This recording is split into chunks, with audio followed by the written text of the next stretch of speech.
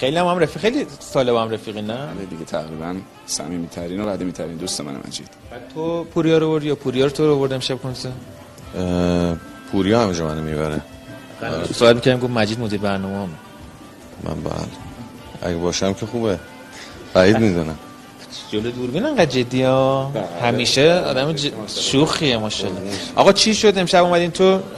ندیدم من زیاد تو کنسرت باشه، یعنی خیلی کم ما پوریا رو تو سالن کنسرت می‌بینیم. چی شد که امشب رضا یزدانی رو انتخاب کردی برای کنسرت؟